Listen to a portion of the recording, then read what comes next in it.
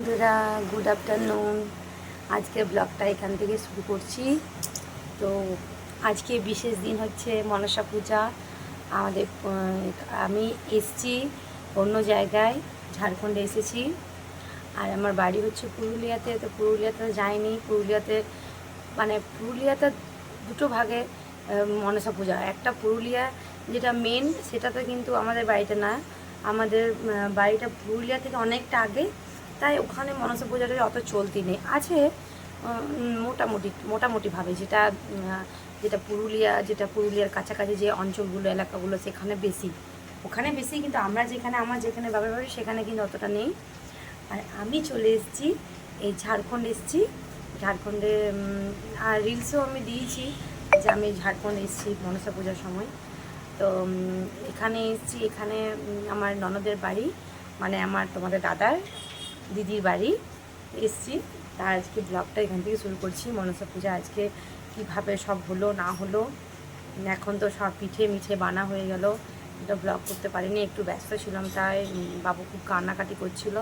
ওকে ঘুম টুম পাড়িয়ে খাবার দাবার সব খেয়ে দিয়ে একটু ফাঁকা পেয়েছি। এবার চট করে তাহলে একটু ব্লগটা বানিয়ে নেওয়া যায়। তো দেখতেই পাচ্ছ, চুল টুল সব একদম যা ইচ্ছা অবস্থা। আর কালকে যেন আমরা 6টায় উঠেছি, উঠে নিয়ে 8টা 5 লোকাল ধরে 10:30টায় পৌঁছে গেছি। মানে নেশা, ঝাড়খণ্ডের একটা জায়গার নাম।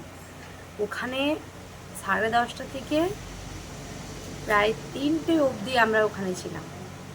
মানে কিছু বলার নেই, কালকের দিনে যা পার হয়ে গেছে না, এই গরম রোদে মানে যা ইচ্ছা তাই। বাচ্চা দুটো নিয়ে কালকে আমার অবস্থা খারাপ হয়ে গেছে পুরো, তোমার দাদার আমার।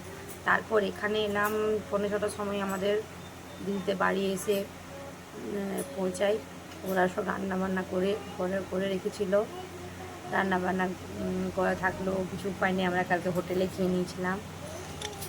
তো চলো তাহলে একটুখানি তো তোমার সাথে শেয়ার করলাম, এটাই ভালো লাগলো। তো আজকে আমরা বিকেলে যাব মানে তোমার দাদার মামা বাড়ি। এখান থেকে সামনেই বেশ 4-5 কিলোমিটার হবে হয়তো। আমি কখনো যাইনি, ফার্স্ট টাইম এখানে এসছে, ফার্স্ট টাইম এর মামা বাড়ি যাব। চলো এখনকার মতো টাটা, বাই। নেক্সট ভিডিও দেখা হচ্ছে। Good morning. তার মনসা পূজার পান্নার দিন। তো আজকে আমরা বাড়ি চলে যাব, কারণ কি হাজব্যান্ডের ডিউটি আছে, ওর মেয়ের স্কুল আছে, ছুটি দেয়নি।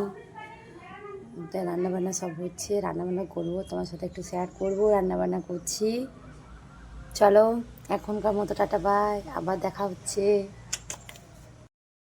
হাই বন্ধুরা, দেখো আমি বিছানাগুলোকে এবারে ভালো করে ঝেড়ে নিলাম।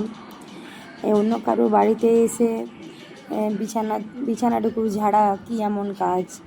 সারাদিনে আমার দিদি একাই থাকে বাড়িতে, তাই বিছানাগুলোকে ভালো করে টান করে পেতে দিলাম। যেহেতু বিকেলে আমরা ঘুরতে যাব, তাই বিছানাগুলো আমার টান করা পাততেই বেশি ভালো লাগে, দেখতেও ভালো লাগে, আর লোকজনও আসবে, তো তাই একটু নিজের ঘরটা বাগিয়ে দিলাম। ভালো লাগে এইসব করতে। আর এই যে আমি সব কাপড়গুলো এবারে গোছাবো। বাচ্চাদের কাপড় জানোই, যেখানে যাই সেখানে আমার 2টো ব্যাগ ছাড়া হয় না। একদিনের জন্য হলেও আমার 2টো ব্যাগ চাই। ওদেরই শুধু জামা কাপড়, ওর বাবার তো আলাদা ব্যাগ থাকে।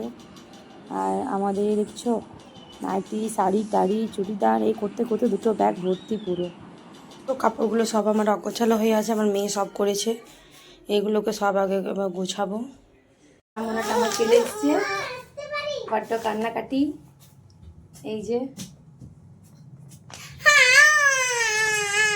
আজকে আমরা বাড়ি চলে যাবো, তাই প্যাকিং করছি। সোনামণি আমার কাছে চলে এলো। মুখ হাতের অবস্থা দেখুন।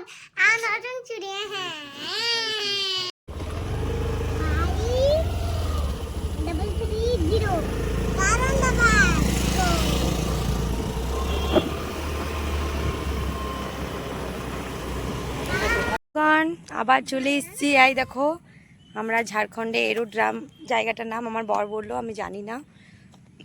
এরোড্রামেই তো না, এরোড্রাম বাগমারা। এই সামনেই সিন্দ্রি, যে এককালীন সিন্দ্রি ফ্যাক্টরি পিছনে। তোমার তো ক্যামেরা তো দেখতে পাচ্ছ না, কিন্তু আমি দেখতে পাচ্ছি। এই সিন্দ্রি ফ্যাক্টরি একসময় কিন্তু খুব ফেমাস ছিল। আর এই যে এরোড্রামে এখানে বড় বড় অফিসাররা সব এরোপ্লেনে এখানে নামতো। তোমাদের একটু চারপাশটা ঘুরিয়ে দেখে দিই, দেখতে পেয়েছো? অনেক বড় মাঠ, এটা অনেক বড়। আমরা যাব ওর মামার বাড়ি, তাই মামার বাড়ি থেকে মাঠটা সামনেই, তো চলো একটু ছোট মতো ভিডিও করা যাক আর দেখাও হয়ে যাবে। চলো বন্ধুরা, মামার বাড়ি গিয়ে তাহলে দেখা হচ্ছে। Tata bye.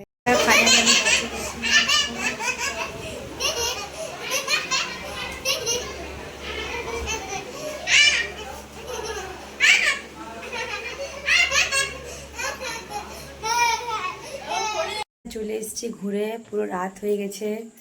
ওদের বাড়িতে যেয়ে কেউ ছাড়ছিলই না, আজকে মনসা পূজার দিনে। তো ফাইনালি এখনো ড্রেস চেঞ্জ করা হয়নি, ড্রেস চেঞ্জ করবো এখন। এটাই যে মনসা পুজো হচ্ছে, এরকম করে মনসা পূজা হয়ে থাকে। আমি দেখতে পেলাম না, এসে পরে দেখছি পুজো হয়ে গেছে। এই যে